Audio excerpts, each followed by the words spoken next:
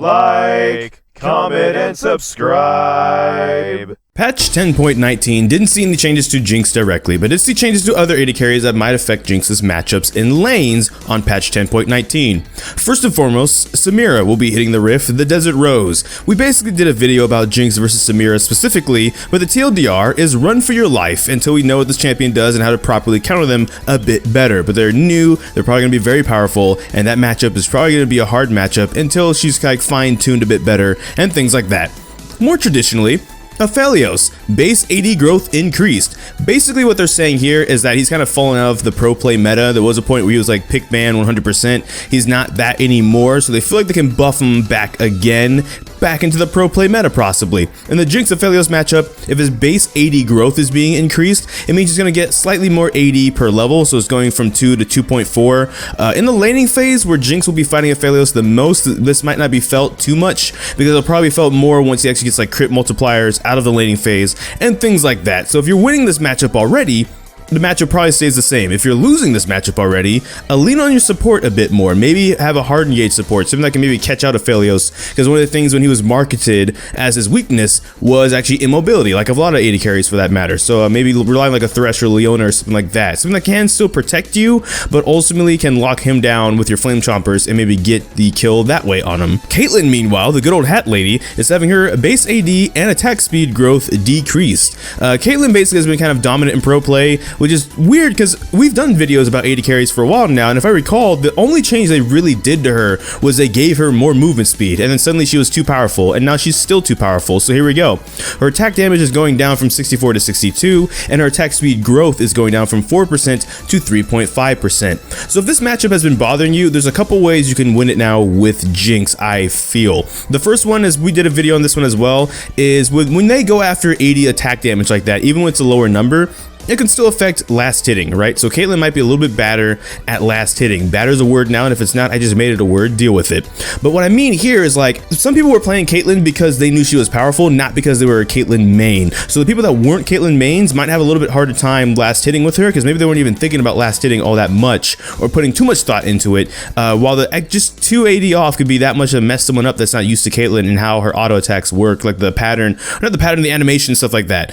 So that could be a little bit of a problem, but also the attack speed growth can be a little bit of a problem, right? It's 4% down to 3.5%, meaning per level, that's like not going to be, it's just going to, eventually there's going to be a gap, especially in the late game. And you're Jinx, so even if you can't beat Caitlyn in the laning phase, you can now beat Caitlyn in the late game with the attack speed on your minigun, the rockets, and the way Jinx scales like that. That's going to make it a lot harder for Caitlyn to deal with her and other really attack speed heavy AD carries like Kog'Maw and Tristana probably as well. But in terms of Jinx, if you were already winning this matchup somehow, well then congrats, you were already beating the meta with your own counter pick. If you were losing to this matchup, lean on harassing Caitlyn a bit more in the laning phase, I would say. When she's going for those, you know, last hitting the minions, which you might have to focus on a little bit more if they're not really like a diehard Caitlyn fan, use the rocket form, Fishbones, to harass her through AoE on the minions that she's going to be near, or just shooting her herself. But not go for like a bunch of rockets. Like go for like literally one auto attack, and then across the laning phase, try to wear her down when she goes for that. Now, if she's leaning on her support,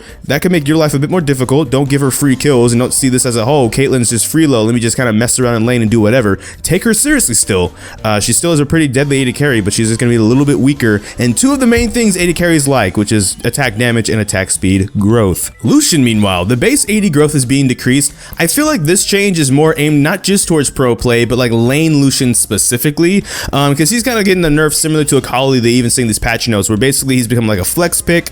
They're really worried about him and Akali taking over the pro play meta because not only are they strong, but they can be flexed. So then the whole like, you know, pick man phase for Worlds might be a little bit boring and stale, because we just would see Akali Lucian a couple times, and it'd be exciting because you don't know where exactly they're going. Like if a G2's playing them, there might be a Akali bot and Lucian jungle, who knows? That team is wild. But in general, they don't want it to feel like you have to play these if you're a pro, or else you're just going to lose the game. So its attack damage growth is going down from 2.75 to 2.3. Similar to Caitlyn, that can be especially more of an issue in the late game with crit multipliers and stuff like that. In laning phase, Lucian's like one of the best lane bully AD carries, period. So I would actually recommend farming this lane, just from personal experience. And my personal experience isn't like the go-to. It's just I realized after a while some people would appreciate if I interjected like my own little bits in here in case you have no idea, like you're new to Jinx and stuff like that. So I would say look up what like freezing a lane is if this champion gives you so much trouble, because they still be able to bully you in lane and try and freeze the minion wave before your tower, right before it would hit your tower aggro,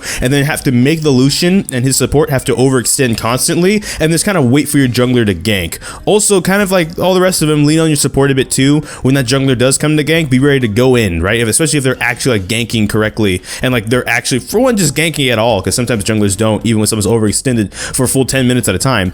Now, when they're going in, and if your support's going in, be ready to go in. I'm not saying flash in, but I am saying like have your flame chompers, have it already ready to throw them out in case, you know, they get a really good pick, and then you can just contribute to it and maybe even get the kills yourself and get yourself fed. And then the laning phase won't matter against a powerful champion like Lucian because you'll be off to the races anyway. Something that will matter to Lucian and also other people would be Senna. Senna is a little bit in the same way where like it's like Caitlyn, Senna, Ashe are kind of like the three dominant AD carries in the pro play scene, in case you don't watch pro play, which by the way, World starts in 10 days after recording this video. By the time this video is up and you're watching it, 9 days until World starts, September 25th. That'll be fun.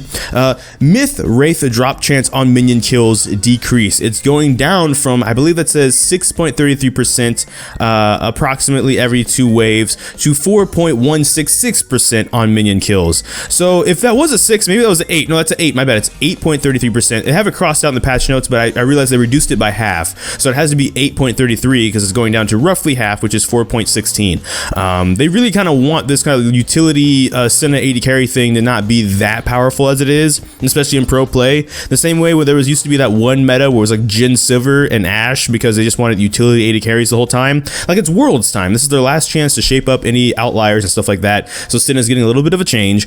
Again, if this was a matchup you were already winning, you'll probably win it a lot harder. And if you were losing this matchup, it was a good chance because of utility and stuff like that. This does hurt like things like Senna's scaling range and how much that will happen. It's once every 2 waves going to once every 4 waves and things like that. So the laning phase might be a bit more in your favor. It'll take her a bit longer to scale up some of those ridiculous ranges and damages that she might be having. Though again, I think this is mainly a pro play situation. You correct me if I'm wrong in the comment section down below. Sivir. Everybody kind of forgot Sivir exists. They quite literally say in the patch notes that she's fallen off the radar. She's not even like under the radar. She's just off the radar. So her passive bonus movement speed is being increased from 30 to 50 at levels 1 through 18 to 35 to 55 at levels 1 through 18. I don't know how much that's really going to help Sivir right now. I do think one of the reasons Senna is like meta, for example, is because utility does have a place. Same with Ashe for that matter. And when you think of utility AD carries, Sivir is one of the ones that come to mind too, but she's just not in the picture right now, which essentially is the issue, right? It's like Sivir isn't like maybe like a dumpster fire, but basically what they're saying is this is a utility AD carry meta, and one of the most prominent utility AD carries, Sivir, is nowhere to be found because it doesn't feel like she has anything to compete with at the table. So they're giving her this as kind of like a, hey, maybe in a meta you should be in, here you go. The same way if it was a hyper carry late game like tank killing meta, if Jinx wasn't there, there'd be a problem. Ergo, you guys remember that meta just a couple worlds ago with the supports and the, I forget the item name specifically, but it was like the Ardent Sensor meta, I believe it was called, and Jinx was only picked once at Worlds. Yeah, Jinx wasn't in a really good spot in a meta that she should have been in a good spot. Let's put it that way.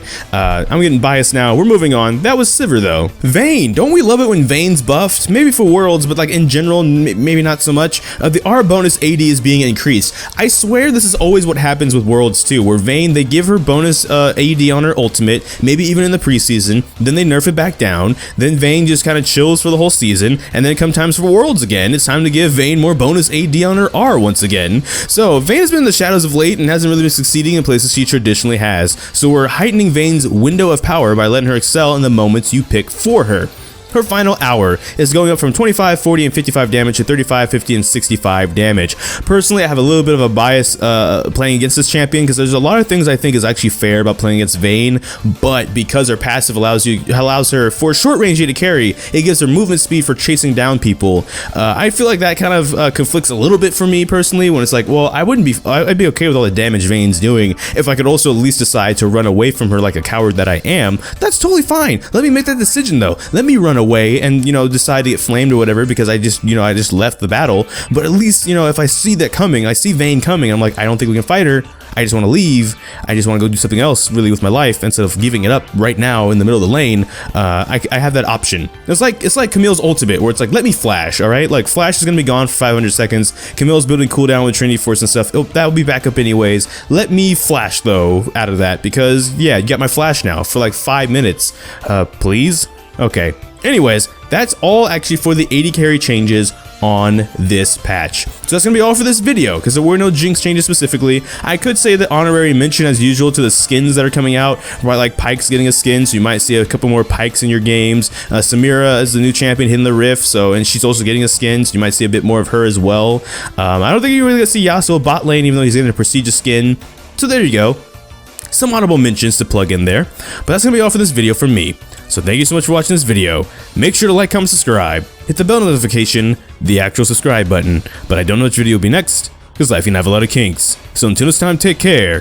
GG, get jinxed. Thank you for watching, and enjoy pizza responsibly.